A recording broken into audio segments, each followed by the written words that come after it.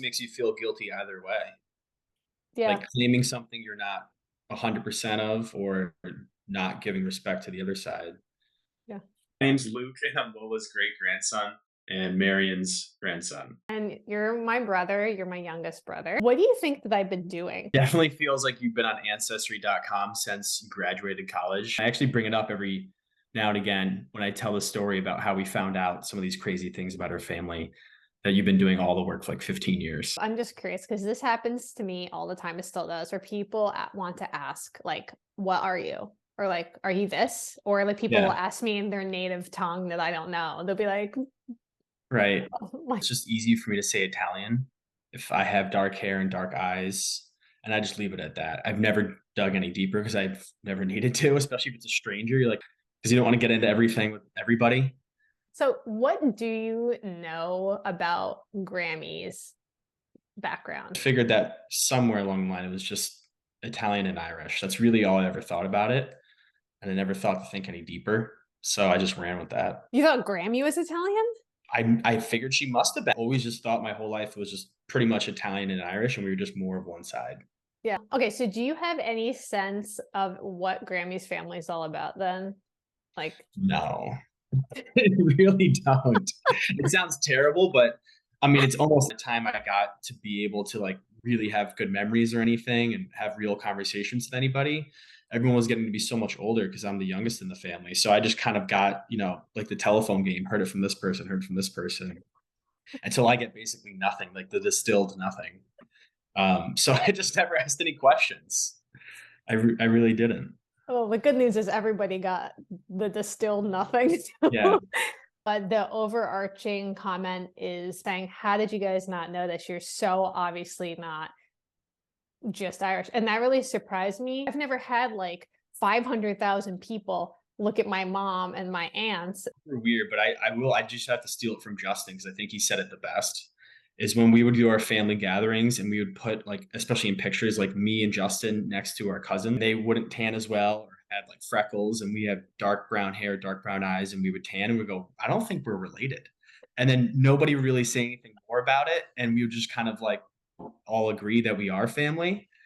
But you can kind of tell. So it's just like, how far did you want to ask and like how deep did you want to take it? So I do see like that now. Like I could see how a stranger might say that, but growing up, you don't know any better because you just do kind of what you're told, and what else would you know? But now looking back, I'm like, yeah, that definitely makes sense. We never met Lola. Like, this is our grandmother's mom. So we never met her, but we spent a lot of time with Grammy. And I know Justin talked a little bit about this.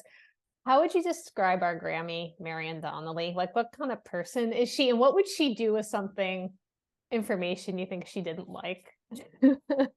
Yeah, she definitely wouldn't entertain it. She would just kind of do whatever she wanted to do anyway. So I'll give you a story. It's one of the few things I remember, like super, super young. I remember visiting Grammy and Grandpa down in Boynton Beach, I think it is in Florida, and the iPod Nano clip had come out. So this is whatever year that was, and our mom was listening to that on her wired headphones, and it could hold like 500 songs, which is like a lot.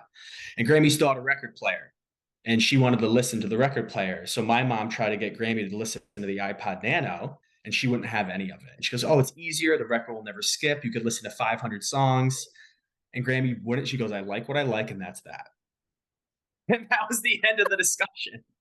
And so my mom wouldn't give it up. She kept trying to get Grandpa to use the iPod, and then finally it all fell apart because Grammy just wouldn't budge.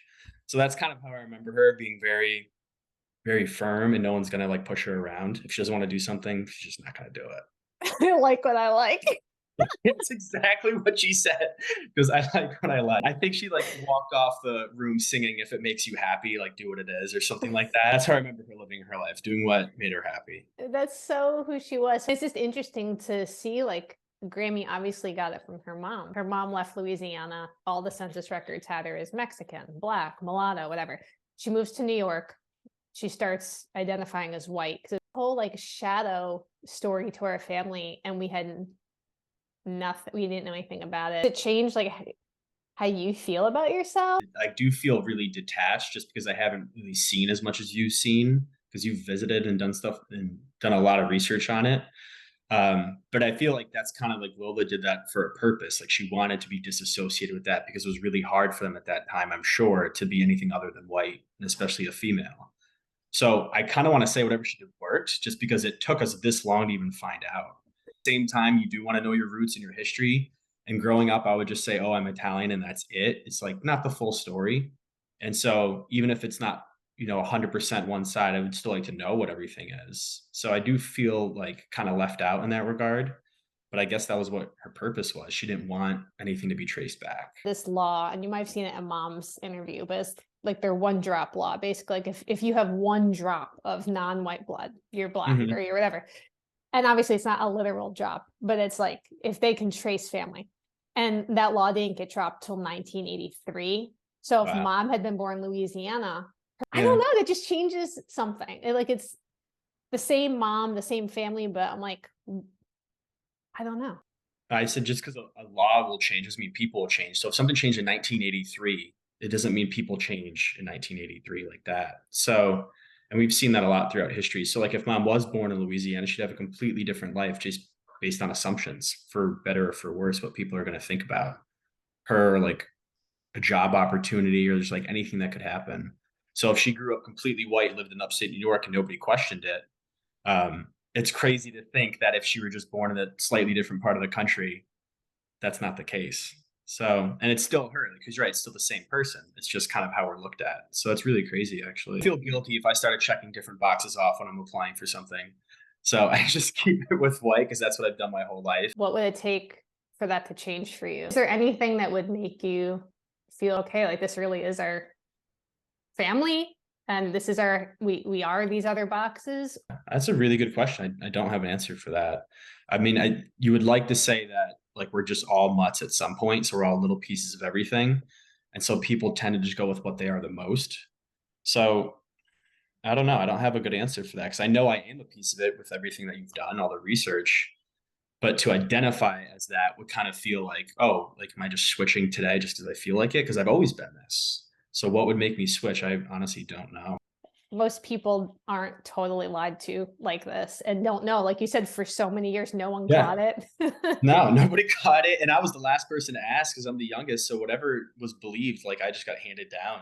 No, I think that's totally fair. I just think that's totally fair to say. People are making a judgment based on what they see, and you may never know what Yeah, it is. And that's the magic and the horror of the internet is that yeah. anyone can now tell you what they think about you. Do you Other than feel like that, you should or you shouldn't be checking off those I don't I personally don't feel like I should for me, but Mhm. because I've been doing the research on like ancestors and stuff, like great grandfathers who were enslaved, become free men. You have all these people that I wonder, am I not really honoring them by saying, well, I'm not Yeah, a lot African, so I'm not going to check off the box because like we're obviously not black, but I don't know. I feel like people went through a lot. And so I don't really know what the right answer is. it makes you feel guilty either way.